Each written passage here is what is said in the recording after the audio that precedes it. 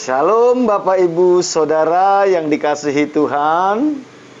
Selamat sore. Selamat bertemu lagi di dalam acara Masa Depan Cerah bersama Tuhan.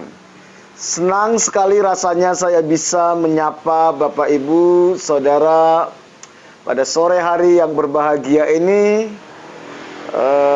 di masa-masa new normal.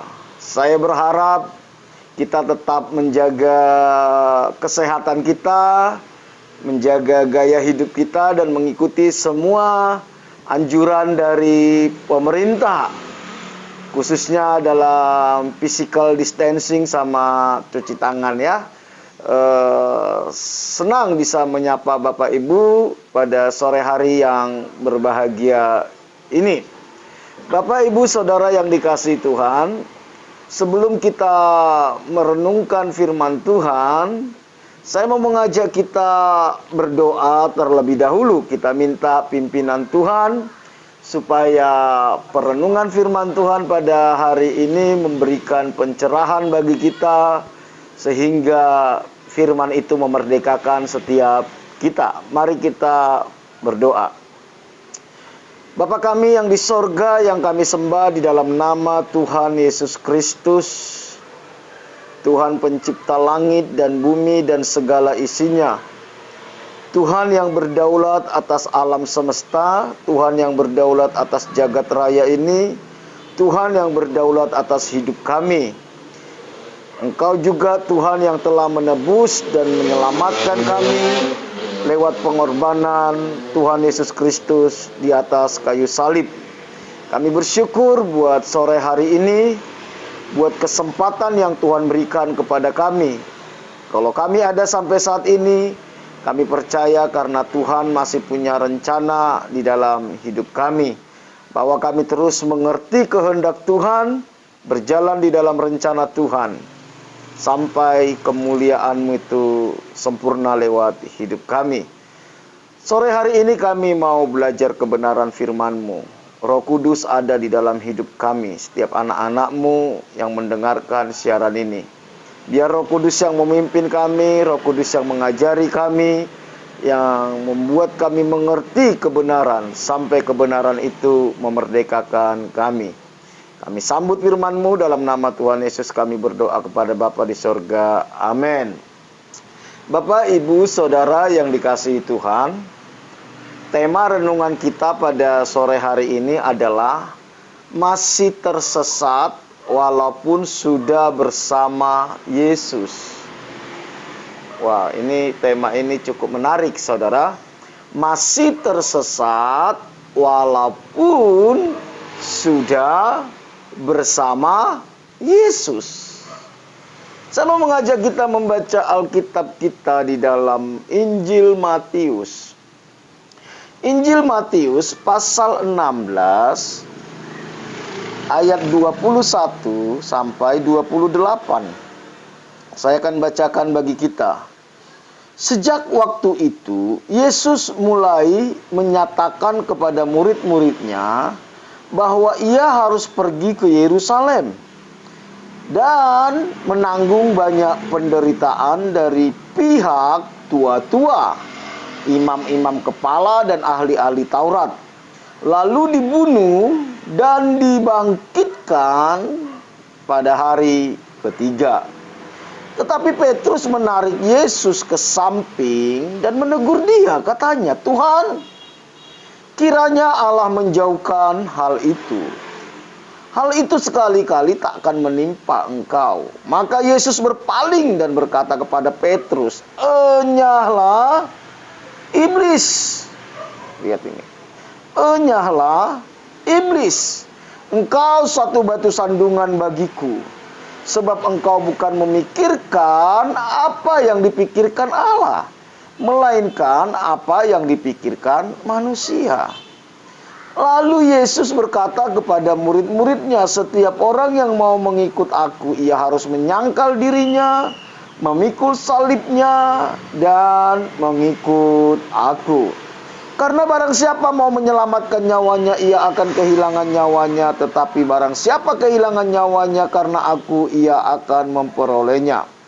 Apa gunanya seorang memperoleh seluruh dunia, tetapi kehilangan nyawanya?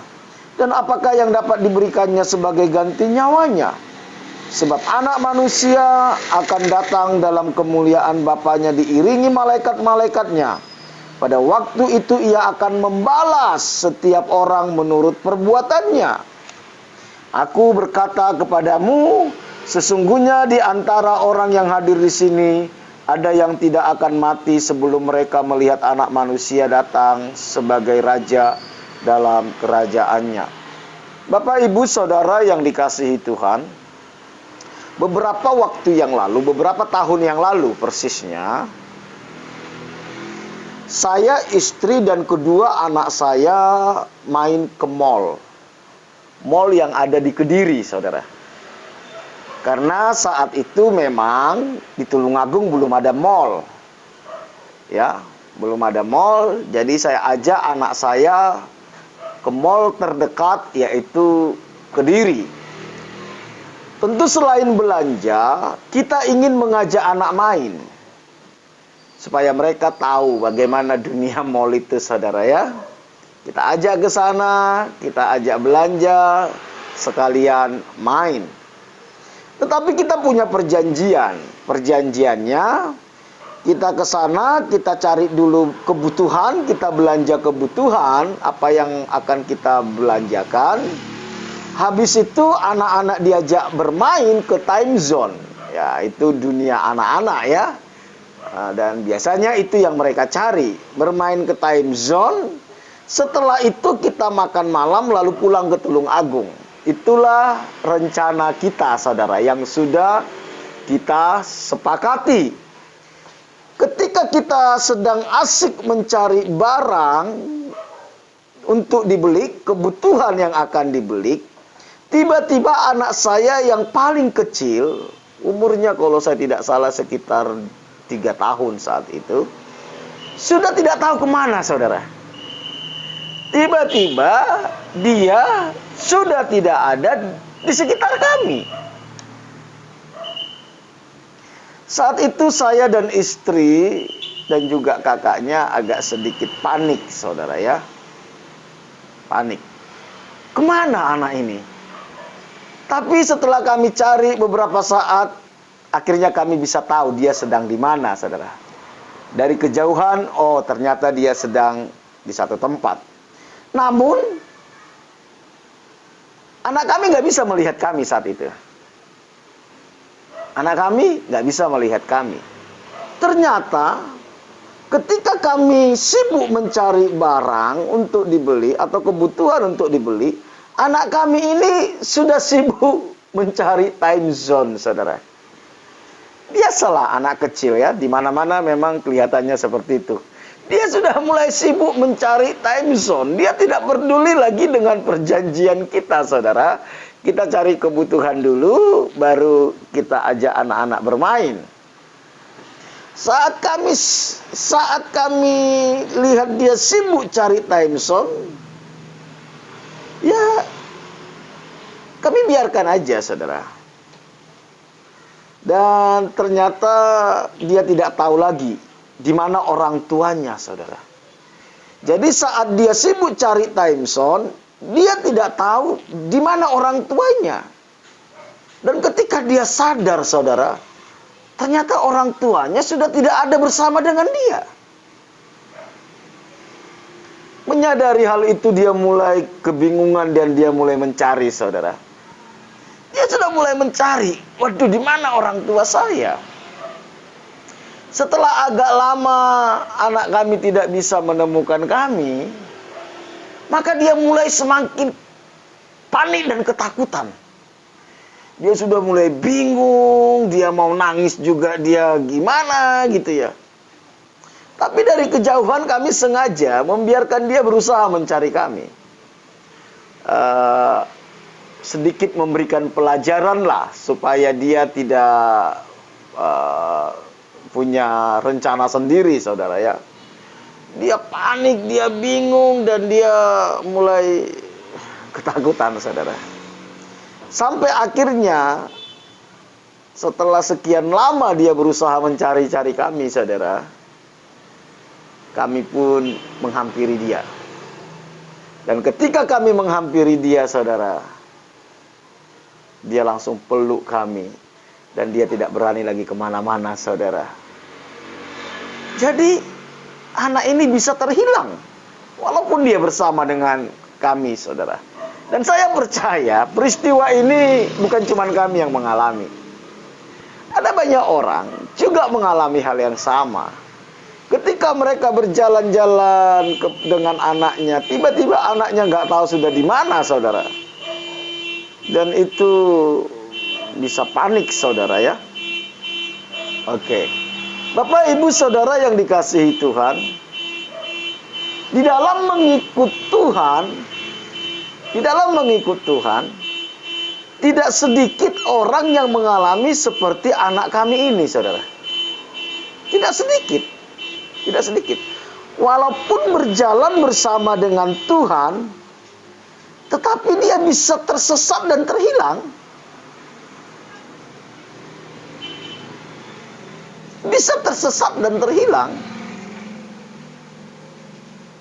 Yang celakanya kalau kita tidak menyadari, saudara, kalau kita sedang tersesat dan terhilang. Lihat. Kalau kita lihat kisah anak yang hilang yang Tuhan Yesus kasih perumpamaan, sebenarnya yang terhilang itu bukan cuma anak bungsu, saudara. Anak sulung pun terhilang di rumah bapaknya, saudara. Di rumah bapaknya dia bisa terhilang. Jadi, ini sebenarnya kita harus hati-hati. Tidak sedikit orang Kristen, apalagi dia aktif pelayanan, apalagi dia aktif jadi hamba Tuhan,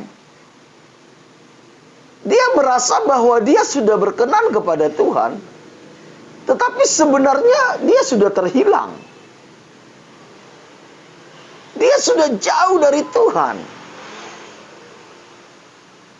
Makanya jangan heran kalau kita lihat ada beberapa kita dengar hamba Tuhan, walaupun dia sudah jatuh ke dalam dosa, apakah itu dosa perzinahan, tapi dia masih merasa bahwa dia itu masih berkenan kepada Tuhan.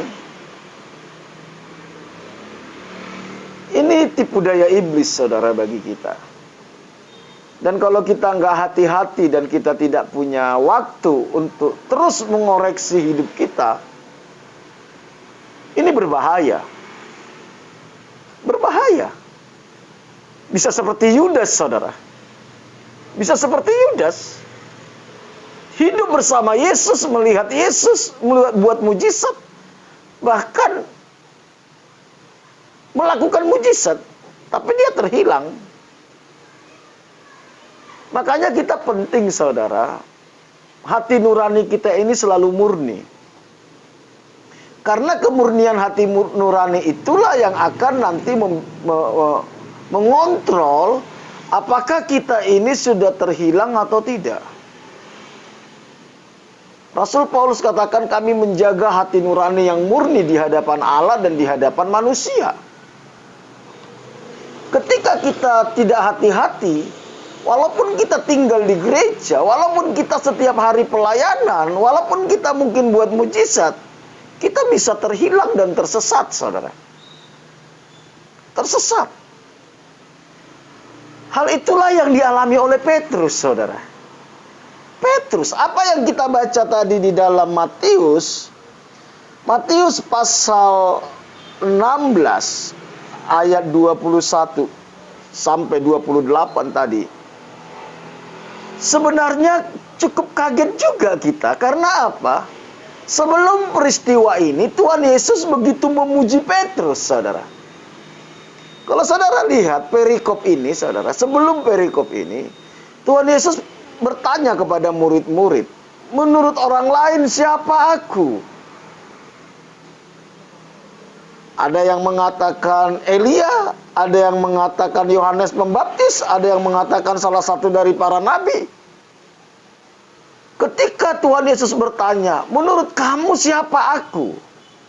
Saat itu Petrus tampil berkata, dan engkau adalah Mesias, anak Allah yang hidup. Tuhan katakan kepada Petrus, berbahagialah engkau Simon bin Yunus, sebab bukan manusia yang mengatakannya kepadamu, tapi Bapakku yang di sorga. Dan aku pun akan berkata kepadamu, engkau adalah Petrus. Dan di atas batu karang ini aku akan mendirikan jemaatku. Dan alam maut tidak akan menguasainya. Kepadamu kuberikan kunci kerajaan sorga. Apa yang kamu ikat di bumi terikat di sorga. Apa yang kamu lepas di bumi terlepas di sorga. Lihat, begitu luar biasanya Tuhan memberikan janji kepada Petrus. Begitu luar biasanya Tuhan memuji Petrus. Tetapi di dalam waktu yang begitu singkat, Petrus dihardik oleh Tuhan Yesus. Dihardik, saudara.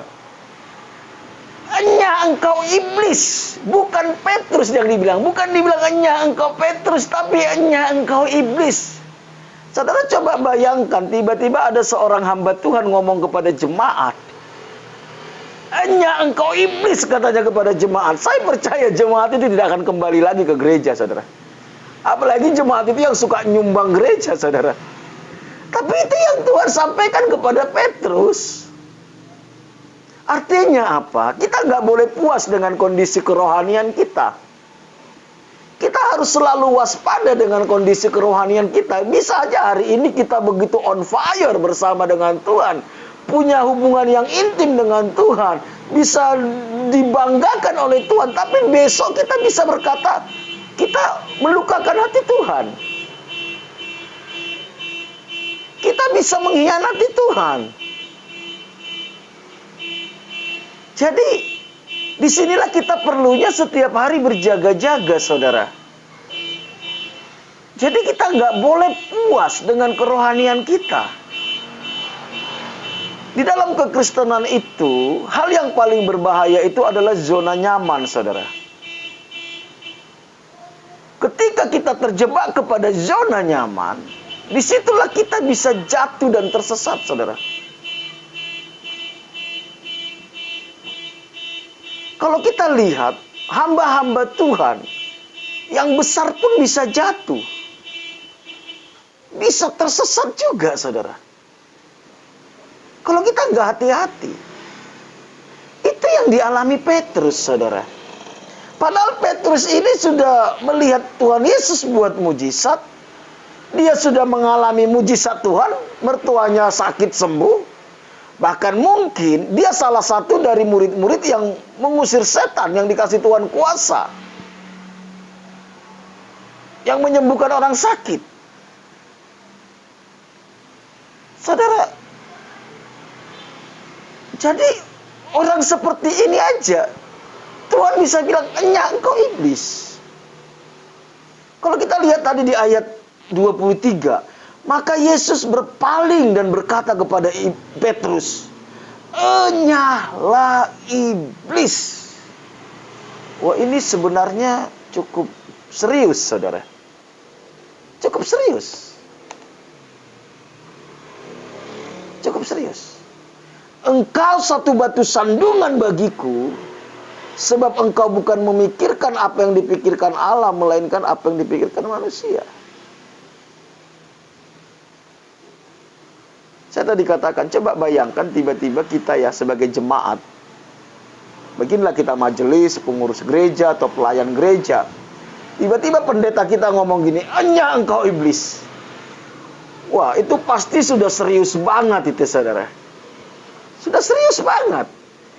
Dan itu bisa-bisa kita terluka dan kita ninggalin Tuhan, saudara. Tapi Tuhan Yesus sampaikan itu kepada Petrus, saudara. Tuhan Yesus sampaikan itu kepada Petrus. Dia hardik Petrus, saudara. Dan disebut iblis. Iblis loh. Bukan roh jahat, iblis. Nah, peristiwanya gini, saudara. Kenapa sampai Tuhan seperti itu, saudara? Saat itu Tuhan Yesus memberitahukan kepada murid-muridnya bahwa ia harus pergi ke Yerusalem. Dan Tuhan Yesus akan menanggung banyak penderitaan dari pihak tua-tua, dari imam-imam kepala, dan dari ahli Taurat. Dan Tuhan Yesus akan dibunuh dan dibangkitkan pada hari ketiga. Itu pesan yang Tuhan sampaikan saat itu. Berarti ini sebenarnya sudah waktu mendekati kematian Tuhan Yesus, penyaliban Tuhan Yesus. Dan Petrus sudah mengikut Tuhan berarti lebih dari 3 tahun saat itu. Petrus sudah dimuridkan oleh Tuhan Yesus lebih dari 3 tahun. Melihat mujizat yang Tuhan Yesus lakukan. Bahkan dia mengalami mujizat itu. Tetapi Tuhan Yesus masih tetap harus menghardik dia.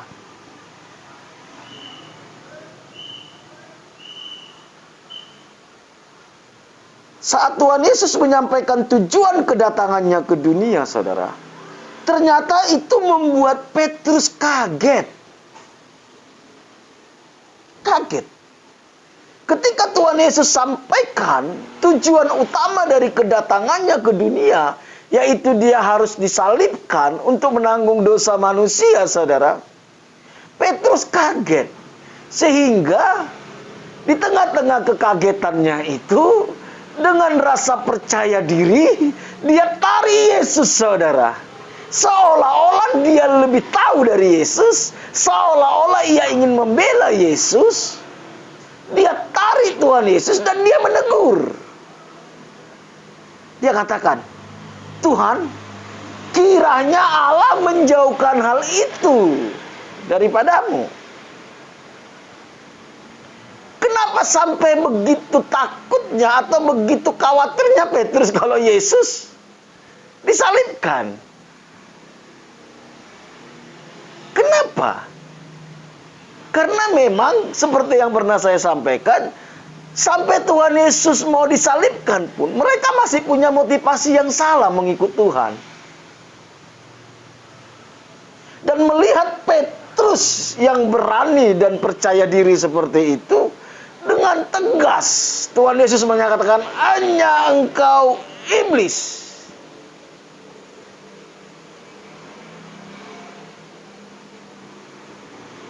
Jadi,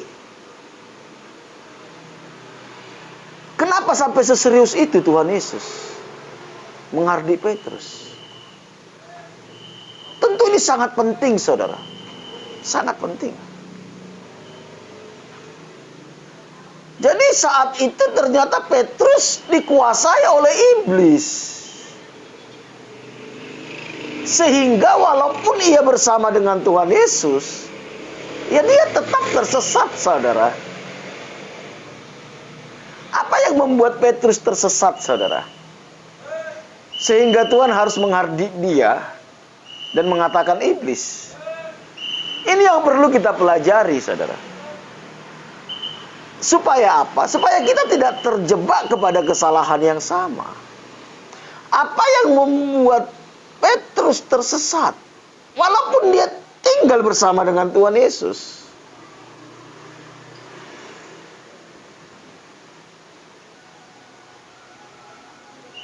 Yang membuat Petrus tersesat adalah ketika fokusnya Petrus hanya perkara-perkara dunia, saudara.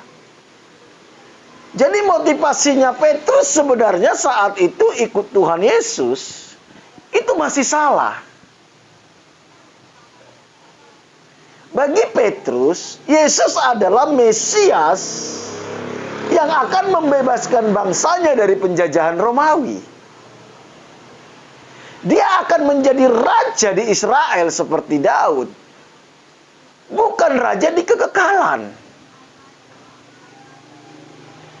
Jadi Petrus ini sebenarnya masih berpikir bahwa suatu saat Tuhan Yesus ini akan mengalahkan penjajah yaitu Romawi. Seperti Daud mengalahkan Goliat, saudara. Maka Tuhan Yesus akan duduk di tahta menjadi raja memerintah Israel di dunia. Ternyata apa yang dipikirkan Petrus bukanlah pikirannya Allah.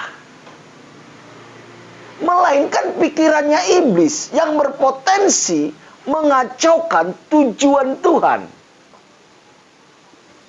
Jadi sebenarnya kesalahan Petrus itu adalah ketika pikirannya itu tidak dikuasai oleh pikirannya Tuhan.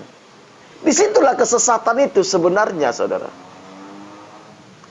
Makanya dalam kitab Roma dikatakan gini, saudara. Berubahlah dalam pembaharuan budimu. Roma 12 ayat 2. Ayat 1 dan 2. Demi kemurahan Allah, aku menasihatkan kamu, supaya kamu mempersembahkan tubuhmu sebagai persembahan yang hidup, kudus, dan berkenan kepada Allah. Itu adalah ibadahmu yang sejati. Ayat 2 dikatakan, janganlah kamu serupa dengan dunia ini, tapi berubahlah oleh pembaharuan budimu, supaya kamu mengerti kehendak Allah, apa yang baik, yang berkenan kepada Allah, dan yang sempurna. Jadi saat itu pikirannya Petrus tidak sejalan dengan pikirannya Tuhan. Saudara, ini penting. Pikiran kita ini merupakan medan pertempuran. Ketika pikiran kita salah, disitulah kita tersesat. Makanya kita harus hati-hati di dalam mengelola pikiran, saudara.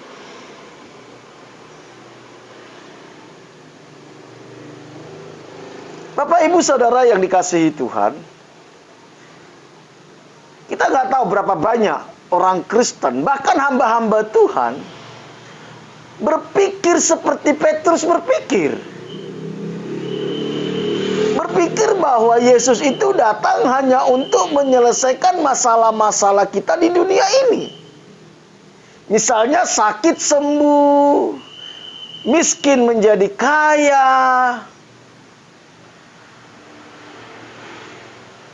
dan nanti kalau mati masuk surga. Tidak sedikit saya lihat orang Kristen datang kepada Tuhan, berurusan kepada Tuhan hanya untuk perkara-perkara itu, saudara. Dan kalau kita terjebak kepada itu, saudara, kita akan tersesat. Karena kita tidak akan pernah mengerti sebenarnya tujuan utama dari keselamatan itu. Tidak mengerti tujuan utama kenapa Yesus harus tebus kita. Seperti Petrus. Bagi Petrus, Yesus disalibkan itu sesuatu yang gak mungkin. Itu sesuatu yang mustahil. Jadi dalam pikirannya Petrus, gak mungkin itu terjadi. Ketika pikirannya Petrus tidak sejalan dengan pikirannya Tuhan, disitulah Tuhan menghardiknya.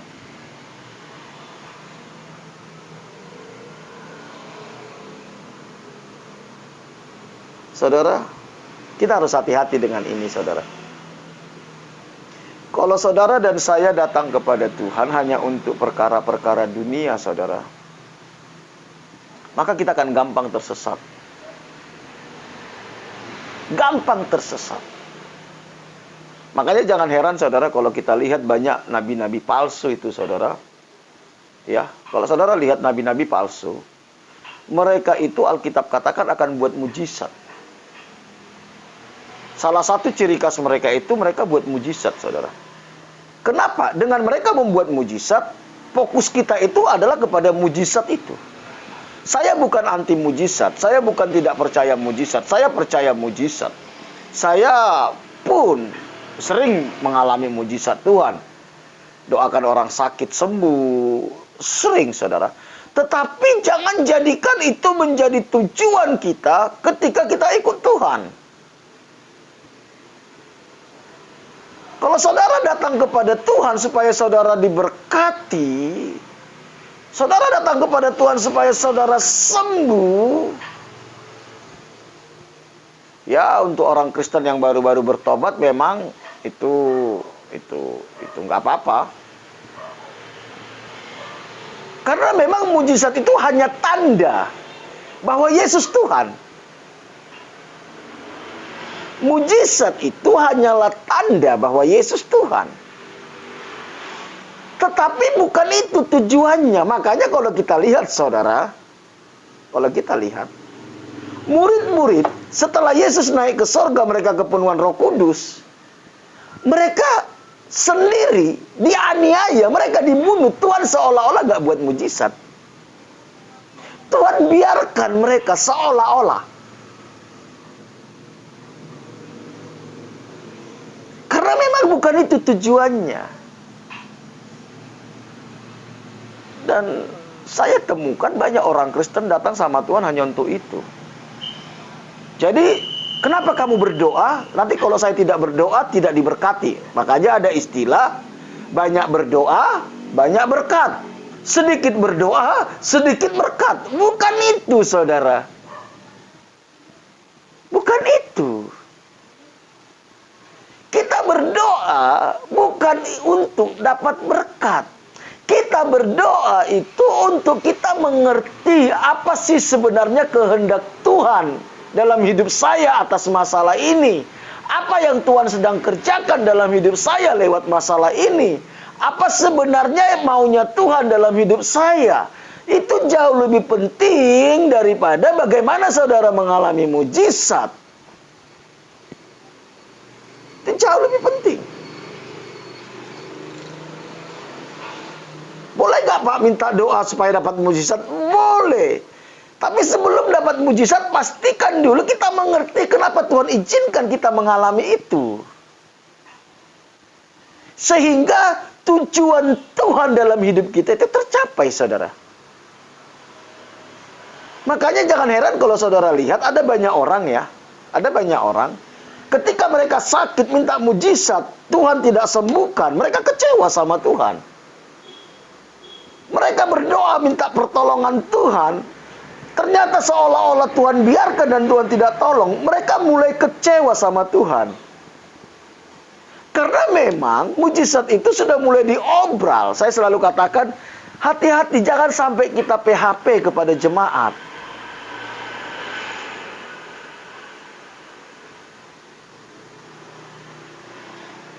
Jangan PHP. Pemberi harapan palsu, saudara. Lewat pergumulan itu kita harus ajari jemaat bagaimana mereka untuk melihat kehendak Tuhan dalam hidup mereka.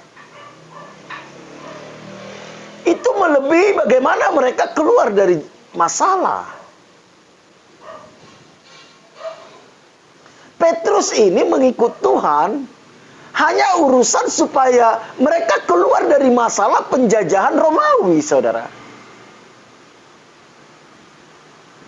Dia ikut Tuhan supaya dia bisa melihat bagaimana bangsanya itu lepas dari penjajahan Romawi. Padahal Tuhan datang bukan untuk itu.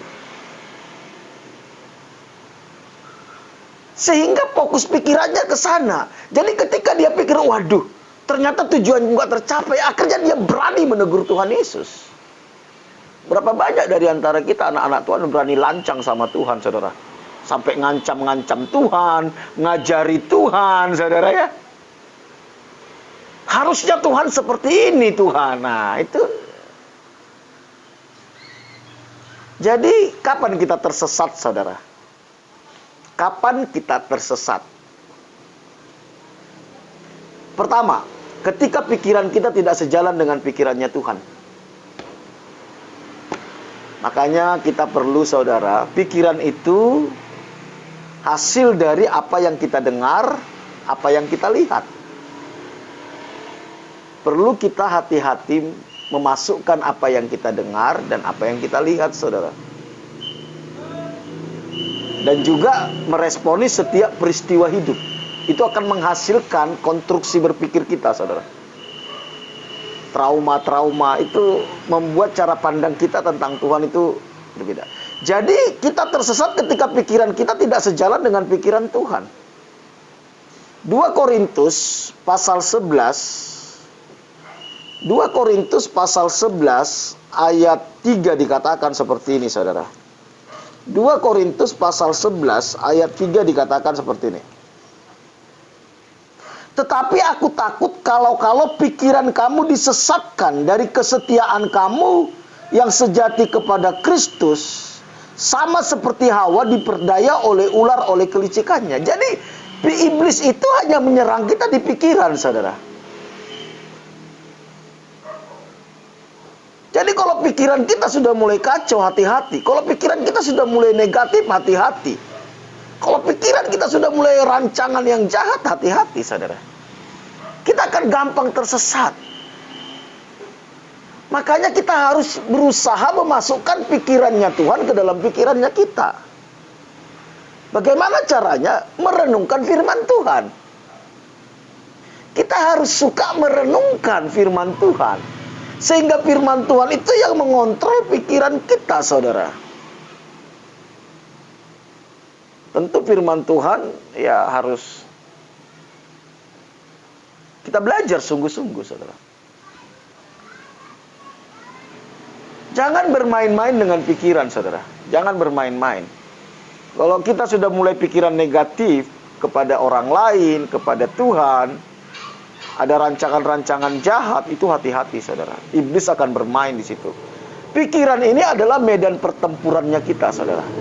Kalau kita kalah di dalam pikiran, kalahlah hidup kita. Petrus itu kenapa ditengking sama Tuhan Yesus? Karena dia memikirkan yang bukan dari Tuhan. Jelas sekali Tuhan katakan tadi. Bukan apa yang dipikirkan oleh Tuhan yang kau pikirkan. Jadi saya selalu berdoa gini, saudara. Selalu berdoa gini, saudara. Saya minta gini. Tuhan, biar pikiran, perasaan, kehendak Kristus itu memerintah dalam pikiran, perasaan, kehendakku. Mampukan kami melihat segala sesuatu seperti Tuhan Yesus melihat. Mampukan kami meresponi segala sesuatu seperti Tuhan Yesus meresponi. Supaya apa? Supaya kita nggak disesatkan oleh iblis, saudara.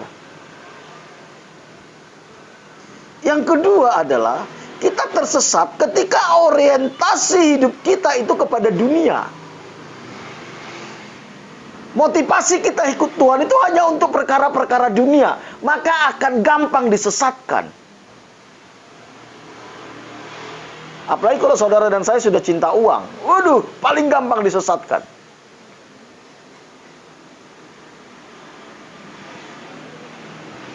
Satu Yohanes 2 ayat 15-17 katakan, janganlah kamu mengasihi dunia dan apa yang ada di dalamnya. Jikalau orang mengasihi dunia, maka kasih akan Bapa tidak ada di dalam orang tersebut, dalam orang itu. Sebab semua yang ada di dalam dunia, yaitu keinginan daging, keinginan mata, dan serta keangkuhan hidup, bukan berasal dari Bapa, melainkan dari dunia. Dan dunia ini sedang lenyap dengan keinginannya, tetapi orang-orang yang melakukan kehendak Allah tetap hidup selama-lamanya. Jadi kita tersesat ketika orientasi kita, hasrat kita ikut Tuhan hanya untuk mendapatkan apa yang di dunia ini. Keinginan daging, keinginan mata, keangkuhan hidup. Sehingga kita memanfaatkan Tuhan untuk mendapatkan semuanya itu. Itu kita akan mudah tersesat, saudara. Dan banyak orang Kristen jatuh di sini. Banyak orang Kristen jatuh di sini. Makanya jangan heran kalau kita lihat orang Kristen tidak sedikit yang punya anggapan kalau dia kaya berarti dia diberkati Tuhan, kalau dia nggak kaya berarti dia dikutuk Tuhan. Kalau pendeta naik sepeda ontel berarti hamba Tuhannya kurang iman, kalau hamba Tuhannya naik mobil mewah berarti imannya bagus. Saudara pasti pernah dengar istilah-istilah seperti ini, saudara. Ini menyesatkan, saudara. Menyesatkan. Hati-hati. Jadi ketika orientasi kita adalah perkara-perkara di dunia, maka kita akan tersesat. Seharusnya kita menggunakan apa yang ada pada kita untuk mencari kehendak Tuhan. Itu yang benar. Bukan memanfaatkan Tuhan untuk mendapatkan dunia, tapi menggunakan dunia ini untuk mendapatkan kehendak Tuhan. Makanya dikatakan, pergunakanlah mamon yang tidak jujur itu, saudara.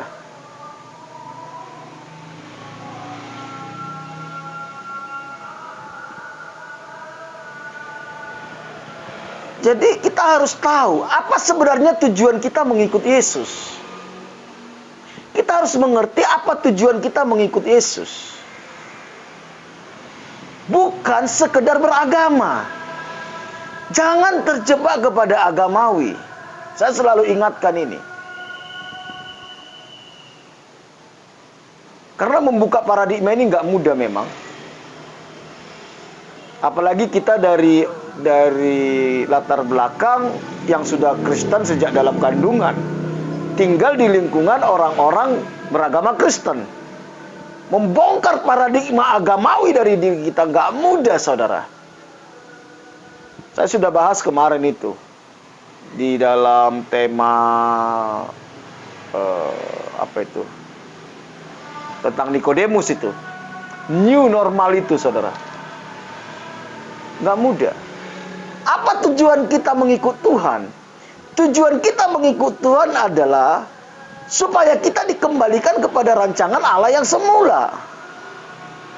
Segambar dan serupa dengan Allah, atau segambar dan serupa dengan Kristus. Keserupaan dengan Kristus inilah yang harus menjadi tujuan utama kita. Jadi kalau kesulitan itu bisa membawa kita semakin serupa dengan Kristus, relakanlah diri kita mengalami itu. Kalau permasalahan itu membuat kita semakin segambar dengan Kristus, bersyukurlah buat permasalahan itu.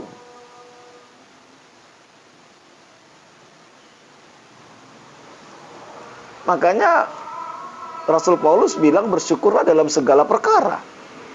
Tidak ada yang kebetulan. Nggak ada yang kebetulan.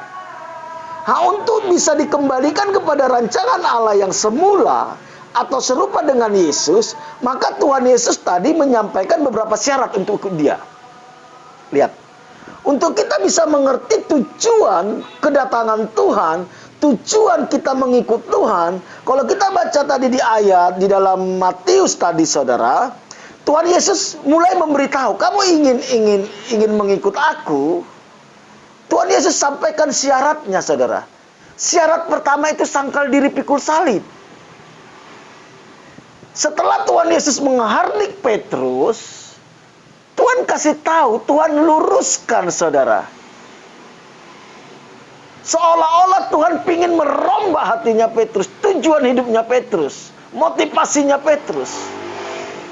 Lalu Tuhan katakan di Matius 16 ayat 24 sampai 25 itu dikatakan, lalu Yesus berkata kepada murid-muridnya, setiap orang yang mau mengikut aku tanpa terkecuali, setiap orang tanpa terkecuali, apakah dia jemaat biasa, apakah dia pelayan Tuhan, apakah dia pendeta, apakah dia kaya, apakah dia miskin. Dan saya mau kasih tahu, orang kaya paling sulit untuk melakukan ini nanti. Makanya Tuhan Yesus bilang, kenapa orang kaya sulit masuk surga? Karena ini, saudara. Karena ini. Dikatakan, setiap orang yang mau mengikut aku, ia harus, tidak ada pilihan. Ia harus menyangkal dirinya. Menyangkal diri berarti keinginan saya ini saya harus rela matikan demi mengikuti keinginannya Tuhan. Kesenangan saya ini harus rela matikan demi kesenangannya Tuhan, demi rencananya Tuhan. Menyangkal dirinya, memikul salibnya. Mikul salib itu artinya apa? Kita harus rela menderita untuk mengikut Tuhan. Di dalam prosesnya Tuhan, di dalam pembentukannya Tuhan untuk kita menjadi serupa dengan Kristus. Dikembalikan kepada rancangan Allah yang semula. Dimatikan semua, disalibkan semua keangkuhan kita, disalibkan semua keinginan daging, keinginan mata, keangkuhan hidup kita. Harus rela disalibkan, saudara. Ia harus menyangkal dirinya, memikul salibnya dan mengikut aku. Mengikut aku artinya apa? Kita harus ikutin pola pikirnya Tuhan Yesus. Selera jiwanya, tujuan hidupnya. Lalu Tuhan lanjutkan gini, saudara, ayat 25. Perhatikan. Tuhan Yesus tegaskan lagi, apa itu menyangkal diri, pikul salib itu, saudara. Karena barang siapa mau menyelamatkan nyawanya, ia akan kehilangan nyawanya. Tetapi barang siapa kehilangan nyawanya karena aku, ia akan memperolehnya. Jadi inilah sebenarnya proses itu, saudara. Kekristenan itu di sini, saudara. Jadi kekristenan itu bukan bagaimana saudara punya rumah sekian, punya mobil sekian, lihat mujizat ini itu, bukan. Tapi bagaimana kita itu semakin hari semakin serupa dengan Kristus lewat sebuah proses yang disebut dengan sangkal diri, pikul salib.